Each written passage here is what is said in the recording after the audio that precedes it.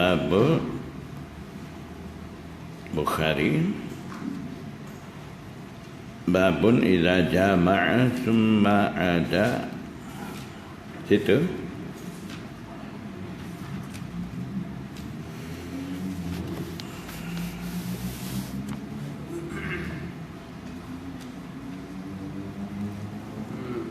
ya dah. Ya. Bismillahirrahmanirrahim. Babun idza jama'a thumma 'ada wa man dara 'ala nisa'ihi fi ghuslin wahidin. Bab ini berkaitan dengan jima' apabila seseorang jima' kemudian dia kembali jima' lagi setelah selesai jima' tu, dia kembali lagi jima', apa hukum dia? Wa man dara 'ala nisa'ihi fi ghuslin wahidin, dan orang yang memusing di sisi isteri-isterinya pada satu kali mandi.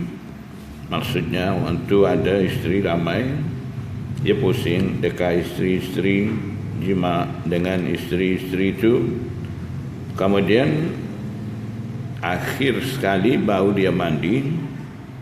Apa hukum dia? Sama ada wajib dia mandi di antara dua jima' itu, ataupun mustahab mandi di antara dua jima', ataupun mandi pada akhir sekali setelah selesai jima' dengan isteri-isteri dia, barulah dia mandi, boleh ataupun tidak. Berkenaan dengan itu, Imam Bukhari akan bawa hukum dia dan juga dalil-dalil dia di sini.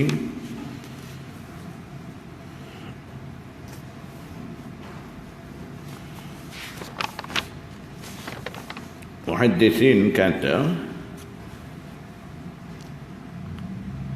di sisi Imam Bukhari ada dua tujuan berkenaan dengan bab dan hadis bab di bawah ni, iaitu di sisi riwayat Abu Dawud ada satu hadis menyatakan bahawa Nabi sallallahu alaihi wasallam jima' dengan isteri-isteri dia. Dalam riwayat itu ada sebut wa yaghsilu 'inda hadhihi wa hadhihi. Nabi sallallahu alaihi wasallam mandi di sisi isteri ini dan isteri itu.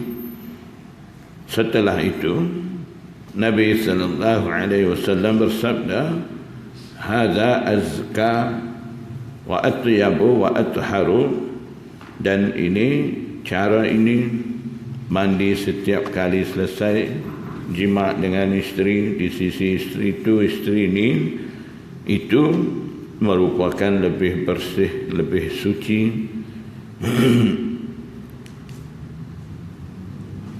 Begitu juga dalam riwayat lain ada menyatakan Nabi sallallahu alaihi wasallam setelah selesai jima' dengan isteri-isteri, barulah Nabi sallallahu alaihi wasallam mandi pada akhir sekali.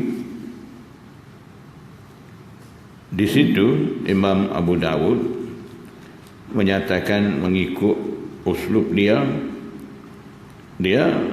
utamakan tarjih riwayat yang kedua, iaitu Nabi sallallahu alaihi wasallam mandi pada akhir selesai jima' dengan isteri-isteri. Jadi muhaddisin kata Imam Bukhari juga di sini daripada terjematul bab dengan adanya tambahan kalimah fi ghuslin wahidin, itu Imam Bukhari juga isyarat kepada tarjih hadis yang kedua, iaitu Nabi sallallahu alaihi wasallam pergi dekat isteri-isteri dia, jima', dan akhir sekali barulah Nabi sallallahu alaihi wasallam mandi. Jadi Nabi SAW tidak mandi setelah selesai setiap satu isteri jima' tu mandi, tidak. Jadi itulah isyaratan daripada kalimah fi ghuslin wahidin ni. Imam Bukhari juga nampaknya di sini dia tarjih utamakan riwayat yang kedua berbanding dengan riwayat pertama yang menyatakan Nabi sallallahu alaihi wasallam setelah selesai jima' dengan setiap isteri, antara dua jima' itu Rasulullah SAW mandi. Dan yang kedua, muhaddisin bagi tahu daripada terjematul bab dan hadis bab kita akan baca ni juga Imam Bukhari, tujuan dia nak menyatakan satu ikhtilaf di sini, iaitu yang kembali jima' dengan isteri di atas waktu sama ada wajib wuduk ataupun tidak. Kalau misal kata dia kembali jima' dengan isteri, ketika tu kalau dia tidak mandi lagi, masa tu wajib dia wuduk ataupun tidak.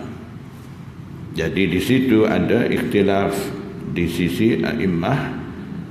Jadi Imam Bukhari, katanya muhaddisin, daripada terjematul bab dan hadis bab ni dia isyarat kepada ikhtilaf tu. Ikhtilafnya di sisi zahiriyah, basuh cuci, kemaluan dan wuduk, kedua-duanya wajib. Di sisi jumhur ulama, kesemua itu tidak wajib. Jadi Imam Bukhari dengan adanya fi ghuslin wahidin dalam terjematul bab dia, hendaknya dia menolak pendapat zahiriyah yang kata wajib basuh cuci, kemaluan dan juga wuduk wajib. Jadi daripada Nabi SAW berpusing-pusing di sisi isteri-isteri dia, kemudian akhir sekali barulah Nabi SAW mandi sekali. Daripada situ Imam Bukhari menolak fahaman zahiriyah dan isyarat daripada fi ghuslin wahidin tu menyatakan satu kali saja mandi di akhir jima' tu, itu dah memadai. Dan dalam riwayat hadis-hadis tidak ada sebut berkenaan dengan wuduk tu. Jadi itulah tujuan Imam Bukhari daripada terjematul bab dan juga hadis kita akan baca. Dan itulah kiranya ijtihad Imam Bukhari daripada hadis-hadis yang ada di bawah ini.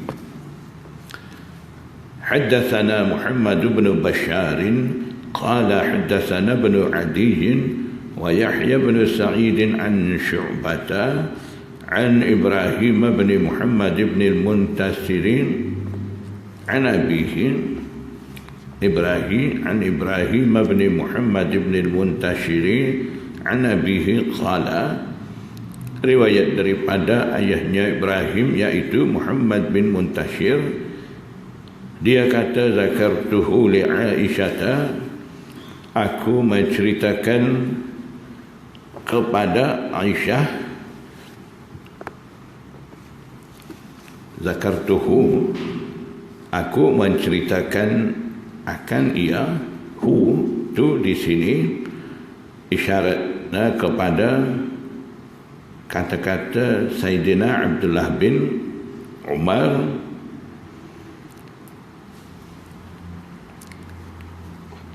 iaitu Sayyidina Umar pernah kata, aku tidak suka aku berpagi-pagi dalam keadaan memakai ihram sedang semerbak wangi-wangian daripada tubuh badan. Jadi ada satu pandangan daripada Abdullah bin Umar. Jadi Muhammad bin Muntashir Sani dia cerita pendapat Sayyidina Abdullah bin Umar tu kepada Aisyah. Jadi maksud zakartuhu di sini, zakartu qaul ibn Umar, aku menceritakan kata-kata pendapat Ibnu Umar kepada Aisyah radhiyallahu anha.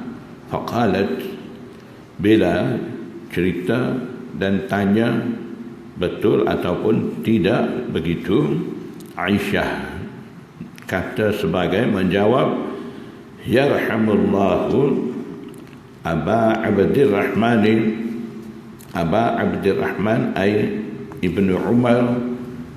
Aba Abdirrahman kunyah bagi Abdullah bin Umar. Aisyah kata, yarhamullah, semoga Allah subhanahu wa ta'ala merahmati kepada Aba Abdirrahman Abdullah bin Umar. Di atas tersilap dia sebut berkenaan dengan pandangan dia, katanya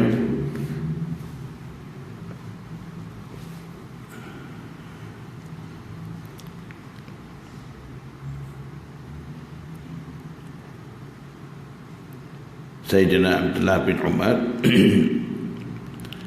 aku tidak suka aku berpagi-pagi dalam keadaan memakai ihram sambil semerbak wangi-wangian.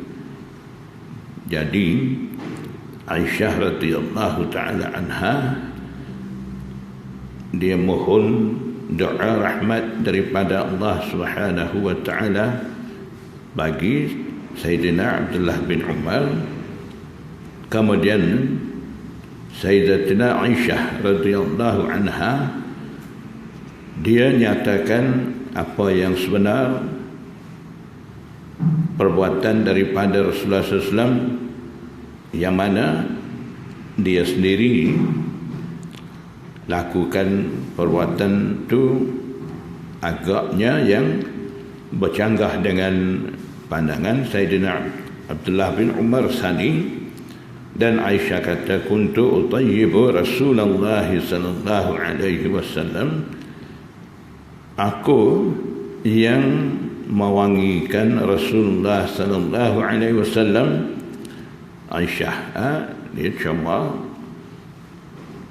wangi-wangian kepada Rasulullah SAW. Tujuannya ketika itu fayatufu ala nisaihi, Nabi sallallahu alaihi wasallam mengelilingi di sisi isteri-isterinya, yatufu tawaf, mengelilingi di sisi isteri, kinayah anil jima'. Maksudnya Nabi SAW berpusing-pusing di sisi isteri-isteri dia, jima' dengan isteri-isteri. Summa yusbihu muhriman. Setelah itu Rasulullah sallallahu alaihi wasallam berpagi-pagi dalam keadaan muhrim yang memakai ihram, yandakhu tiban, masih semerbak wangi-wangian.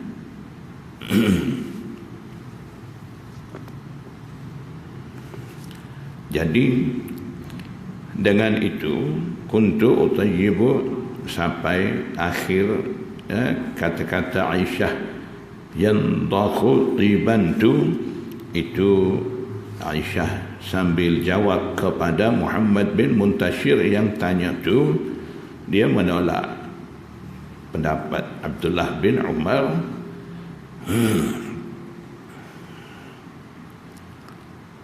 Jadi ini merupakan ikhtilaf yang berlaku di kalangan sahabat-sahabat. Di kalangan sahabat-sahabat pun ada ikhtilaf, berbeza pandangan dan juga berbeza fahaman terhadap sabdaan Rasulullah SAW, dan juga daripada Rasulullah SAW sendiri pun ada juga Nabi SAW bersabda dalam keadaan berbeza. Sabdaan daripada Rasulullah SAW berbeza, hadis riwayat daripada Rasulullah SAW sendiri, dan juga ada berbeza pandangan daripada sahabat-sahabat berdasarkan adanya ikhtilaf riwayat-riwayat dan ikhtilaf asar sahabah, turut menjadi ikhtilaf di sisi a'immah mujtahidin.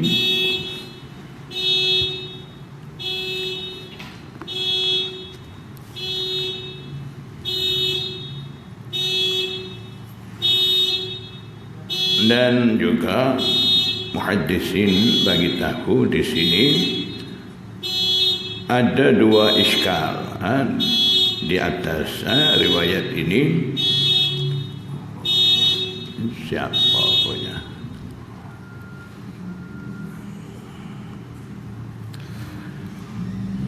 Satu iskal berkenaan dengan hukum fiqh. Satu lagi yang kedua iskal berkenaan dengan tarikh, sejarah. Jadi muhaddisin kata fikhi iskal di sini ialah macam mana Nabi sallallahu alaihi wasallam dalam satu masa dia jima' dengan semua isteri-isteri. Apa gambaran ketika itu, sedangkan giliran hari bagi isteri-isteri itu kiranya wajib. Jadi kalaulah hari berlaku Nabi sallallahu alaihi wasallam jima' dengan kesemua isteri, bermakna itu Nabi SAW guna hari yang mana ada giliran bagi seorang isteri itu, masukkan ke semua isteri sekali. Jadi macam mana di situ Nabi SAW lakukan begitu. Muhaddisin bagi jawapan berkenaan dengan itu. Pertama, boleh jadi hari itu Nabi SAW dah dapat kebenaran ataupun persetujuan daripada sahibatun naubah, yang ada giliran isteri yang mempunyai giliran. Nabi SAW dah dapat persetujuan daripada isteri yang mempunyai giliran hari itu. Itu satu.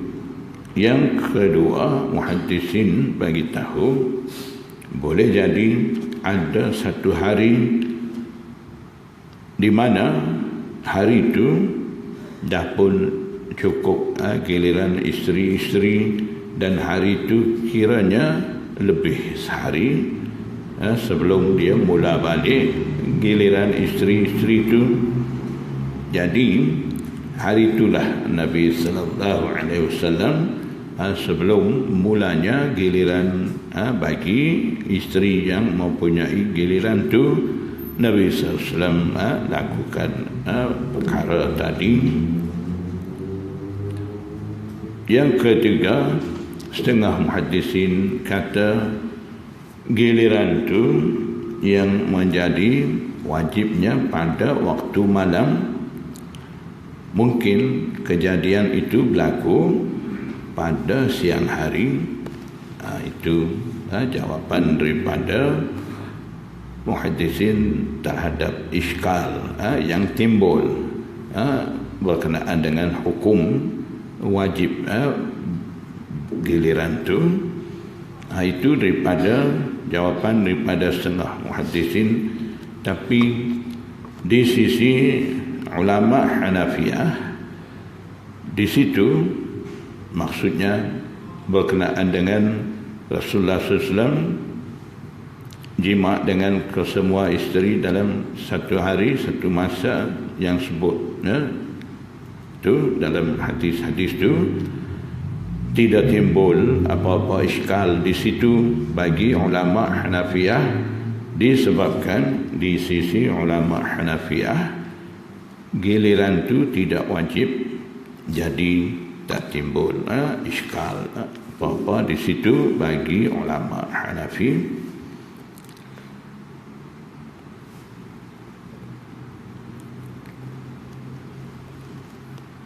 Iskal yang kedua itu akan ada pada hadis. Kita akan baca selepas kita baca hadis tu, akan sebut iskal yang kedua berkenaan dengan sejarah terhadap Rasulullah SAW bergaul dengan isteri-isteri dalam satu masa, satu hari itu. Kita baca hadis dulu. Haddatsana Muhammad bin Bashar qala haddatsana Mu'adz bin Hisham qala haddatsani abi an Qatadah qala haddatsana Anas bin Malik qala, riwayat daripada Anas bin Malik, dia kata kana an-nabiy sallallahu alaihi wasallam yaduru ala nisaihi fi as-sa'ati al-wahidati min al-laili wan-nahari. Nabi sallallahu alaihi wasallam berpusing-pusing di sisi isteri-isterinya pada satu saat, satu masa daripada malam dan juga siang hari. Wa hunna 11, dan mereka mempunyai bilangan ketika itu 11 orang isteri. Situ kita berhenti sekejap dan selesaikan iskal itu. Iskalnya dari segi tarikh, dari segi sejarah, Nabi sallallahu alaihi wasallam mempunyai 11 isteri. Timbul iskalnya di sini, persoalannya isteri-isteri Rasulullah SAW yang kata 11 orang tu tidak dapat himpun pun masa yang timbul cerita yaduru ala nisaihi fi sa'atil wahidah tu. Maknanya 11 orang cukup masa tu, tidak ada. Mengikut sejarah, Khadijah radhiyallahu taala anha dah pun wafat, dan juga Zainab binti Khuzaimah juga dah wafat. Kemudian Nabi sallallahu alaihi wasallam nikah akhir sekali dengan Maimunah. Itu berlaku pada Umratul Qadha tahun 7 Hijriah. Jadi 2 isteri dah meninggal, tinggal lagi 9. Lagipun mengikut kajian daripada muhaddisin, dapati kisah yang berlaku Nabi sallallahu alaihi wasallam jima' dengan kesemua isteri sani. Kisah itu berlaku pada tahun 7 Hijriah. Mulai daripada tahun 7 Hijriah hingga Rasulullah SAW wafat, antara itu berlaku kisah itu. Jadi yang sebut Nabi sallallahu alaihi wasallam jima' dengan isteri-isteri dalam satu saat, satu masa, ketika itu bilangan isteri Rasulullah SAW ada 11 tu. Macam mana nak kira betul? Kira mengikut kajian sejarah tu tidak cukup 11 orang.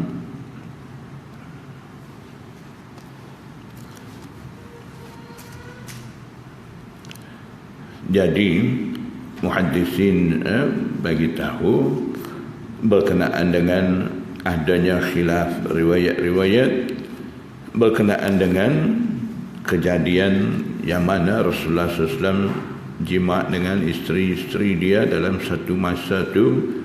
Ada riwayat yang menyatakan 11 orang, dan juga ada sesetengah riwayat menyatakan 9 orang. Jadi di antara ada khilaf riwayat-riwayat gitu, muhaddisin tarjih riwayat yang menyatakan 9 orang itu menepati dengan tarikh sejarah dan kisah itu berlaku antara Hijri 7 Hijriah dan hingga Rasulullah SAW wafat tu dengan bilangan 9 tu menepati. Sebab tu setengah orang muhaddisin tarjih kepada riwayat 7 tu 9 orang isteri tu.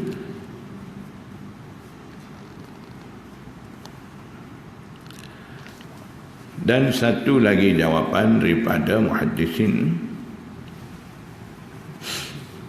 mereka bagi tahu bilangan yang sebut dalam hadis Bukhari, yang mana Imam Bukhari memilih bilangan isteri 11, walaupun riwayat yang menyebut 9 itu tarjih diutamakan, dipilih oleh ramai muhaddisin. Imam Bukhari di sini sebut juga 11, tidak masukkan riwayat yang menyatakan 9 itu. Jadi daripada situ muhaddisin bagi tahu yang kata 11 orang ni Rasulullah jima' itu tidak semestinya ke semua isteri itu mankuhah yang Rasulullah dah nikah. Semua itu tidak semestinya semua itu mankuhah ataupun milki yamin, hamba-hamba wanita yang dimiliki oleh Rasulullah SAW seperti Maryah Qibtiyah dan Rayhanah. Jadi kalaulah tarikh sejarah tu mengesahkan waktu kisah tu berlaku tu di antara 7 Hijriah hingga Rasulullah SAW wafat, maknanya masa tu ada isteri Rasulullah SAW yang dah nikah tu 9 orang. Jadi 11 ni campur dengan Maryah Qibtiyah dan Rayhanah, yang mana 2 orang wanita yang menjadi isteri Rasulullah SAW dengan cara milki yamin. Jadi daripada Maryah Qibtiyah itulah lahir anak Rasulullah SAW Ibrahim. Jadi setengah muhaddisin kata tak salah juga menyebut Nabi SAW jima' dengan isteri-isteri masa itu 11 orang saling, dan juga mereka ambil maksud begitu. Maknanya memang masa itu isteri-isteri Rasulullah SAW ada 9, dan juga ada lagi hamba wanita milki yamin Maria Qatiyah dan Raihanah. Jadi 11, campur semua sekali itu jadi 11. Qala qultu li Anasin,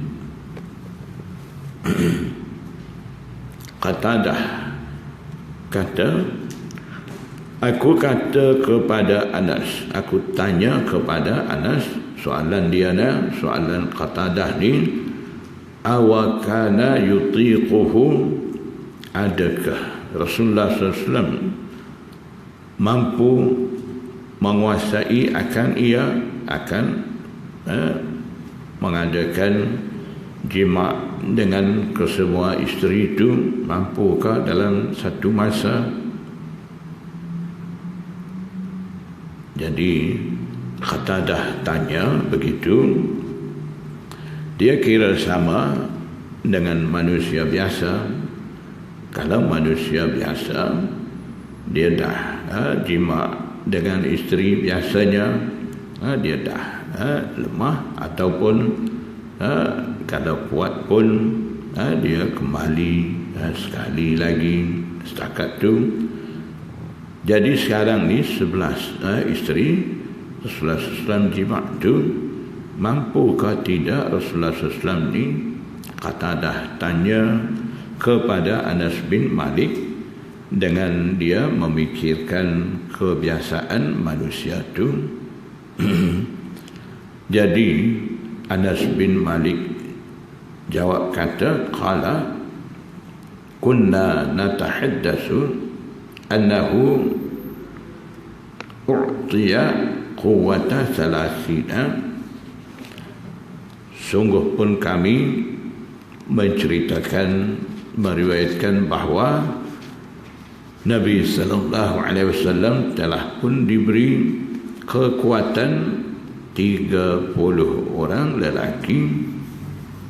Jadi maksudnya daripada Anas bin Malik ni, memang Rasulullah SAW ada kemampuan melakukan perbuatan itu, tidak sama dengan manusia biasa. Nabi SAW diberi kekuatan daripada Allah Ta'ala. Wa qala Sa'idun an Qatadata,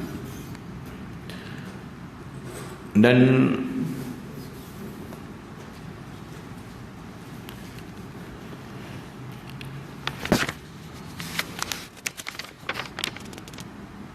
Sa'id bin Abi Arubah, Sa'id maksud di sini Sa'id bin Abi Arubah, dia kata daripada Qatadah, dia ceritakan daripada Qatadah juga, inna Anasan haddathahum 9 niswah.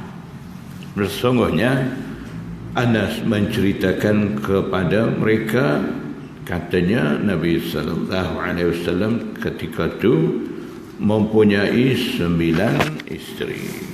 Itulah riwayat-riwayat ada khilaf berkenaan dengan bilangan isteri semasa Rasulullah SAW jima' ke semua isteri itu. Ada riwayat menyatakan 11, ada menyatakan 9. Jadi Imam Bukhari di sini masuk dua-dua bilangan tu supaya tidak timbul lagi iskal. Kalau timbul iskal pun kata masa tu ada 9 isteri, 2 dah meninggal, betul mengikut riwayat daripada Sa'id bin Abi Arubah yang akhir tu yang menyebut 9 isteri tu. Kalau kata 11 orang pun yang sebut wahunna 11 pun tidak salah. disebabkan ketika itu Nabi sallallahu alaihi wasallam ada 9 orang isteri dan 2 orang lagi, Maryah Qibtiyah dan Raihanah tu kira 11 juga. Ketika itu tidak semestinya yang Rasulullah SAW jima masa itu dengan isteri-isteri dia tu, tidak semestinya isteri-isteri saja tidak masuk, tidak termasuk hamba-hamba tu, tidak.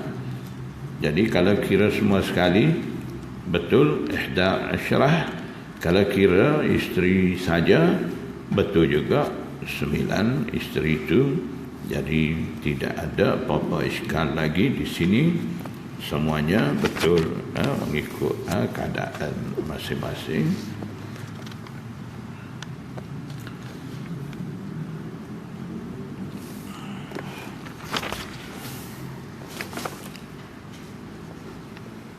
Babu ghaslil madhi wal wudu'i minhu. Bab ini berkenaan dengan basuh cuci air madhi dan wudu' minhu ay bisababihi, wudu' dengan sebab keluar air madhi itu.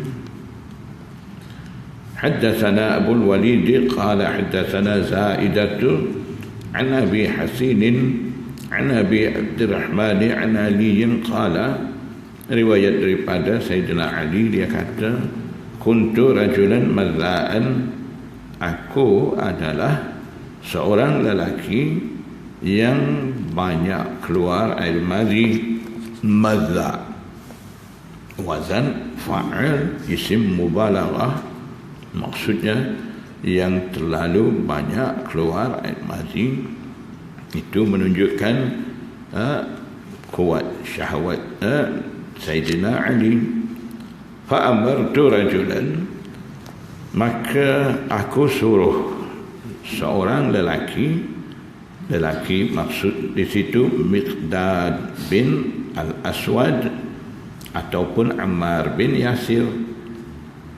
Sayyidina Ali suruh sahabat tu ayyas'alan Nabiya sallallahu alaihi wasallam, tanya kepada Nabi sallallahu alaihi wasallam.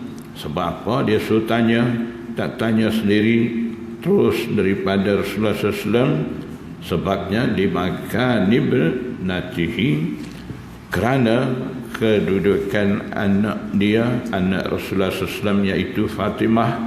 Maksudnya Fatimah itu isteri dia. Kalau dia tanya sendiri, cerita berkenaan dengan dia keluar banyak air madhi. Keluar banyak air madhi itu punca daripada bergurau dengan isteri, sentuh pegang isteri, biasanya daripada situ. Jadi bila dia pergi cerita dia ni rajulan madza', Rasulullah SAW dapat faham dia ni banyak bergurau dengan Fatimah. Jadi dia malu. Sebab tu dia minta sahabat lain pergi tanya Rasulullah SAW. Tapi ada juga dalam setengah-setengah riwayat menyatakan Sayyidina Ali sendiri tanya. Jadi muhaddisin selaraskan riwayat bercanggah tu, katanya mereka pada peringkat awal memang Sayyidina Ali disebabkan malu, dia suruh Miqdad ataupun Ammar tanya Rasulullah SAW. Kemudian dia sendiri jadi pergi tanya. Jadi dua-dua riwayat betul, mengikut keadaan tertentu saling. Fasa'ala, maka rajul tu tanya soalan tu pada Rasulullah SAW berkenaan dengan lelaki yang banyak keluar air madhi tu, apa hukum dia tu, kena mandi ke ataupun memadai dengan wuduk saja. Faqala Nabi sallallahu alaihi wasallam bersabda, tawadda, hendaklah dia tu wuduk, waghsil zakaraka, dan basuh cuci kemaluan engkau. Jadi dalam tertib susunan dalam hadis ni, wuduk dulu, basuh kemaluan, kemudian jadi takdim takhir dalam hadis tu yang sebenarnya basuh, cuci, bersihkan kemaluan dulu, kemudian barulah wuduk.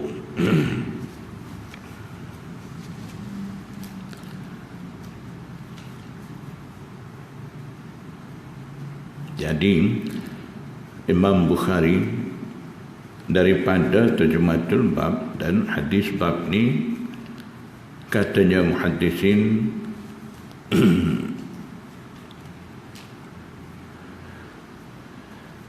Imam Bukhari daripada ni hendak isyarat kepada ikhtilaf a'immah, iaitu ada sekumpulan ulama mereka kata ketika keadaan keluar air mazi seperti itu, basuh, cuci kemaluan itu wajib. Hanabilah juga sama pendapat begitu. Dan di sisi Zahiriyah, basuh cuci kemaluan tu wajib basuh unsayain, panggil apa, telur. Telur, faham telur dua tu pun kena basuh, maknanya sekitar kemaluan tu kena basuh, cuci semua. Jadi di sisi jumhur muhaddisin pula tidak wajib basuh semua tu, cuma tempat mana kena air mazi, tempat keluar air mazi, di situ saja perlu basuh. Jadi Imam Bukhari katanya muhaddisin boleh jadi daripada terjematul bab ghaslil mazi dia nak isyarat kepada ikhtilaf tu, dan juga nampaknya daripada terjematul bab ni Imam Bukhari menyokong kepada pendapat jumhur a'immah tu.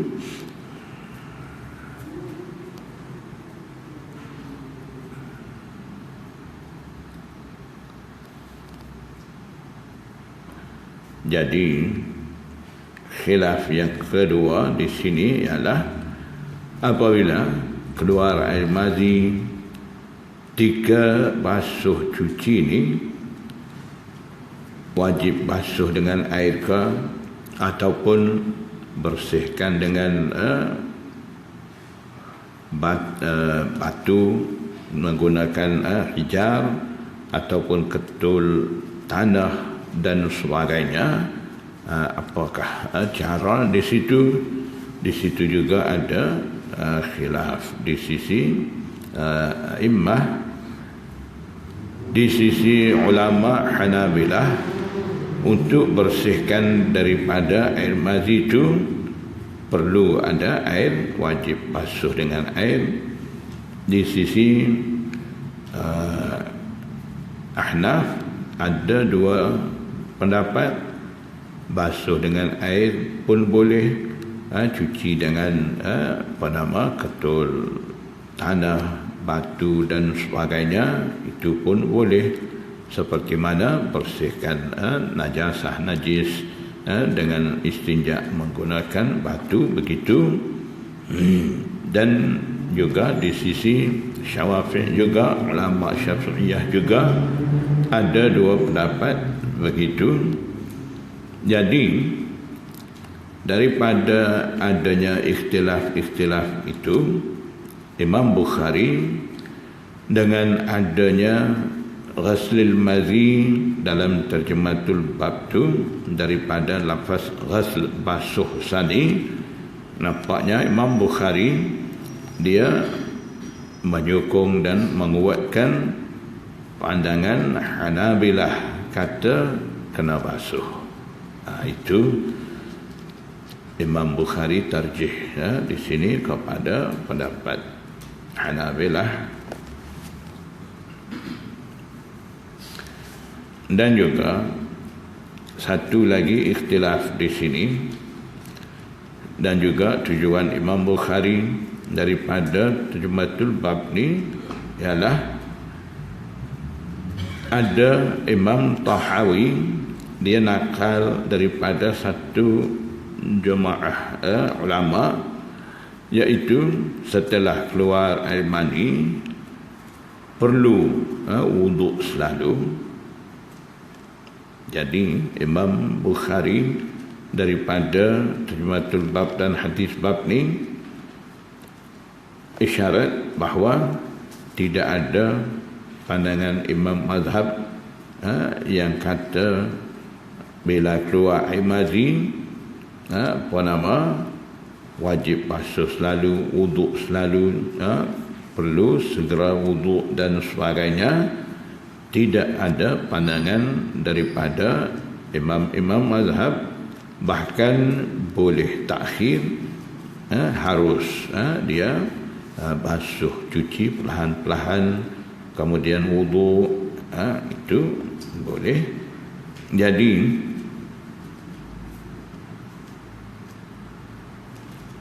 daripada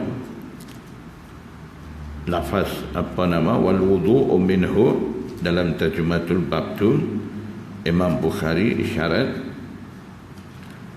wuduk perlu setelah keluar air mani, dah batal wuduk, perlu dia wuduk, tapi tidak segera, disebabkan tidak ada lafaz hadis yang menyatakan perlu wuduk segera dan sebagainya.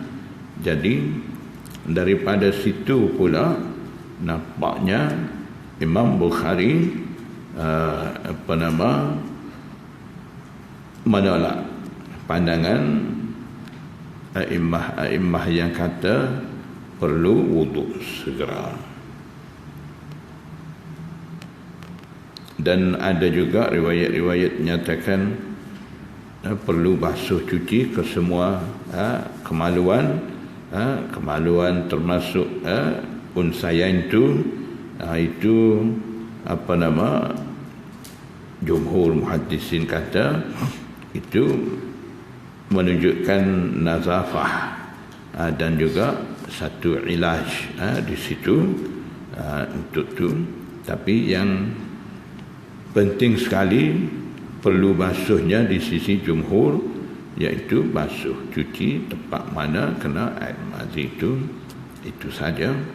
Jadi daripada terjematul bab ada Imam Bukhari hendak isyarat kepada ikhtilaf itu dengan adanya lafaz ghasl sani, dan juga dengan tambahnya wal wudu' minhu tu, dia isyarat kepada ikhtilaf tadi.